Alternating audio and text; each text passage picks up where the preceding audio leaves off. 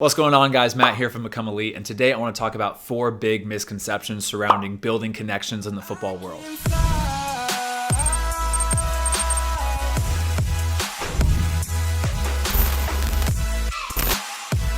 If this is your first time here, I'm a professional soccer player, and I've definitely used connections to play professionally, to play in college, to play around the world, and I think that connections play a huge role and why I've been able to continue to play soccer for as long as I have. But at the same time, I really think there's some big misconceptions surrounding how to build connections, what a connection is, and how to use connections. The first misconception I want to talk about is who typically is actually a connection. I guarantee majority of you guys right now are sitting at home and you're imagining the connection as an agent or a scout with a clipboard sitting on the sidelines watching a game. But honestly, in the real world, connections are mainly built through your teammates and your coaches. For example, if we're looking at my career, the very first connection that I really tried to utilize was when I was playing U17 or U18 club soccer in my local hometown of Portland, Oregon, and I asked my club coach if he could talk to some Division I or Division II coaches on my behalf. That club coach actually talked to a few different schools, but he actually really got my foot in the door with Gonzaga. Then when I was playing at UC Davis in college, my college coach actually helped get my foot in the door and connect me with the San Jose Earthquakes U23 coach, as well as talk to the Sacramento Republic GM to get me a 2-day tryout there. If you guys are familiar with my story, I actually then went over to Germany to try out with a multitude of teams, and the 2 people that really were instrumental in helping me get over there was an old club coach that I had when I was U12 or U13 that I stayed in contact with,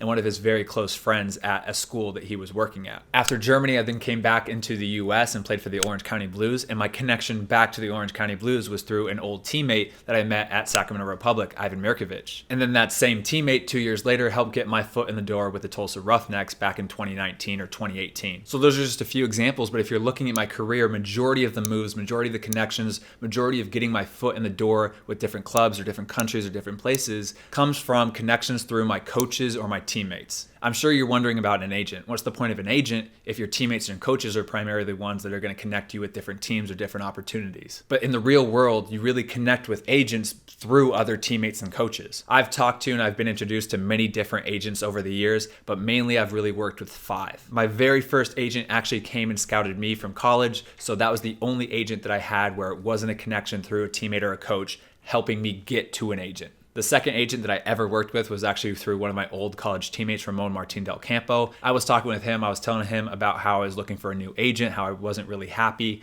and he said that you should talk to mine. Gave me his phone number, put in a good word for me, and that's how I actually got my second agent. The next 2 agents that I really was in contact with and was working with came about the same exact way, but with 2 teammates from St. Louis FC. Again, I was at St. Louis FC back in 2017, talking to some teammates, asking them what they thought of their agents, and they both really liked theirs. They gave me their number, put in a good word, and that's how I got my foot in the door with those agents. And finally, I now work with OPSM, which is a great agency, but I kind of got introduced to OPSM through the main guy, Godwin's younger brother, Jeff, when I was playing with him back in 2018 and 2019 for the Tulsa Roughnecks. And again, that's just my experience with agents and coaches and teammates. But if you think about the very top level, you know those players are doing the exact same thing. They're asking their teammates what they think of their agent, if they can give their agent their number, put them in contact with each other, because again, you work within your web, you work with your connections, and you work with who you know.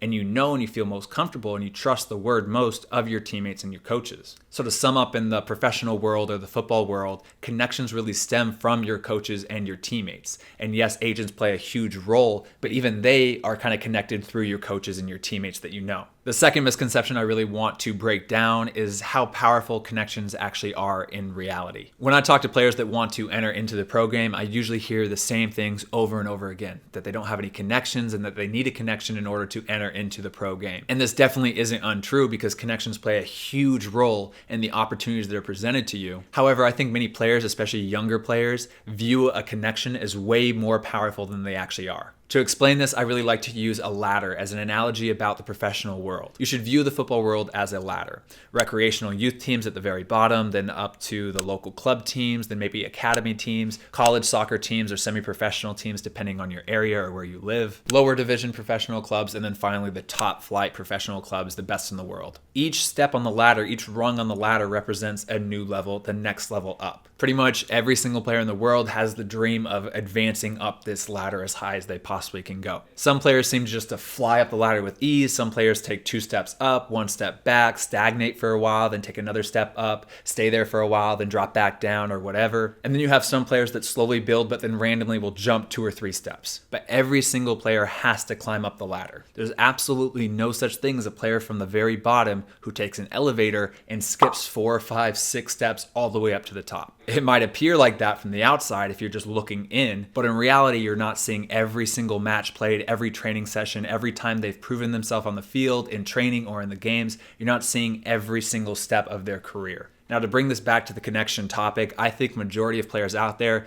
think a connection is like an elevator, that it will help you skip 4 or 5 levels of this ladder and help you get to where you want to be faster. Instead of viewing it like that, instead of thinking that a connection is going to help transport you from your local semi-professional youth academy team to Bayern Munich's first team training, I think you should view more of a connection as an extra rung on the ladder to help you bridge the gap to the next level up. And that extra rung on the ladder, that extra step on the ladder is going to be completely worthless to you if you're not performing and succeeding at the level just below it, or maybe 1 or 2 steps just below it. If you're 4 or 5 steps down playing for a local club team, that connection means nothing because you can't reach it. You can't utilize that connection to help you where you want to go. So yes, connections are insanely helpful, and they will definitely help you reach that next rung on the ladder and help you provide an extra stepping stone that you can maybe even jump an extra level, but they're not as powerful as many players think they are. You climb up the ladder by performing and excelling at your current level. If you perform and you excel at your current level, you'll be very likely that you can jump up to the next level. If you continue doing this over and over and over again, that's a very successful career. And you use connections as that extra baby step to help you get up to the next level higher. But a connection is not an elevator. You can't press a button, skip 4 or 5 steps, get plopped into the first team of Bayern Munich, and expect it to work that way. Misconception number 3 revolves around the idea of how you actually build these connections to play at higher levels. Again, every single time I scroll through my DMs or I read my emails or I read my comments section of YouTube or wherever, I always see the same thing. I don't have any connections. I'm lacking connections. That's why I can't play pro. I need connections to pro clubs. Please help me. Well, if we go back to the very first misconception, you know that connections are primarily built around your current teammates or past teammates and your current and past coaches. If you're sitting there right now and you're thinking about your current teammates and your current coaches, and you're thinking to yourself, there's no way these guys are going to help me connect me to the professional level, then you probably are playing at too low of a level. And while that might be very obvious that yes, these players aren't going to help me get to the pro level, yes, it's too low of a level, that's why I want to be a pro, you need to realize that you can't skip steps on the ladder. We need to go back to misconception number 2. You need to climb up the ladder, and you're using the connections to just get 1 level higher. So use your current teammates, use your current coaches, and try to play 1 level higher, whatever that may be. If for some reason that's completely impossible and there's no way for you to make that next baby step up to the next level for whatever reason, then you need to consider making a move sideways. A lot of times you really do need to leave that comfort zone and expand it to increase the number of players that you know, increase the number of coaches that you've played for, and build your connection, that web of connections that you have, larger and larger. And as you climb the ladder higher and higher and play with better and better players and better coaches, the quality of your connections improves. I'm going to slow down so it can really stick with you guys. But you build connections by playing and performing for different teams. And the better team that you play on, the better connections you build. So it kills me every single time I get an email complaining that they have no connections, that they have no way to get into the pro game. And I ask them to send me their CV. And I read their CV, and out of the 20 years they've been playing soccer, they played for 2 different teams: their local club team and their local UPSL team. And I think to myself, of course you don't have any connections. You've been staying in this little bubble. You've played for absolutely no one, and you're stagnant. If you're truly serious about this and you really want to improve as a player and develop connections, you need to leave your comfort zone and your little bubble. Go and try out for the next little baby step higher, the local NPSL team or the USL League 2 team. Or at the very least, if you're really feeling stagnant and you don't feel like you're developing in your current situation, then go try out for a new UPSL team. Move sideways, meet new teammates, new coaches, and impress new people. That's why for me, when the opportunity arose to leave for Germany or the opportunity arose to leave to New Zealand, I jumped on those situations. I jumped on those opportunities. They were very different situations, but in both of them, I felt like I was stuck and stagnant. I left for Germany back in 2015 because I felt like I had tried with many different USL teams, many different pro teams in America, and it wasn't working, and I was stuck right at that semi-professional level. So I wanted to move sideways over to a new opportunity, a new country, just to meet new people, play for new coaches, and meet new teammates. Same exact reason I left for New Zealand, but I actually felt like I was worse. I felt like I was going backwards. After a couple injuries, I couldn't get another contract in the same league, and instead of dropping down and staying stagnant with the old teams that I had played for, I thought it would be good to leave my comfort zone, try something new, and move sideways or move down to a different league just to meet new people, get a new experience, and add something new to my CV, and just leave that comfort zone, leave my bubble. And both times when I did that following season, I had a multitude of opportunities afterwards, just because I had done something new, met a whole bunch of new people, and still had all my old connections back in America. I think that loyalty to your club team, to your coach, to your current situation is great. But if you're feeling stagnant, you feel like you're not developing, or you feel like your career is not advancing year after year, you need to move. Now, misconception number 4 is that majority of the connections will come to you. Now, to an extent, this is 100% true. If you perform on the pitch, if you impress your coaches, if you impress other coaches, if you impress your teammates, if you impress other teammates, if you impress a scout or somebody watching, yes, connections will come to you and opportunities will come to you. But why not try to give yourself more opportunities by expanding your web of connections? Why not give 100% in every single training and every single game, and then come home and give 100% by sending out emails and networking and going on LinkedIn or whatever? Why not do everything possible to try to expand your web as much as possible? I just kept on telling myself that the more I did, the more likely I was going to get an opportunity to play at the professional level. And yes, as you've probably heard me say already in this video, but majority of the connections and the majority of the opportunities have come from old teammates or old coaches or current teammates and current coaches. But throughout my career, I've gotten a lot of opportunities from seeking connections and doing the extra work. For example, I got a preseason invite from the Vancouver Whitecaps 2 back in 2015 after I attended one of their open tryouts that I paid for, that I looked on their website, paid for, drove up to Vancouver from Portland, and attended.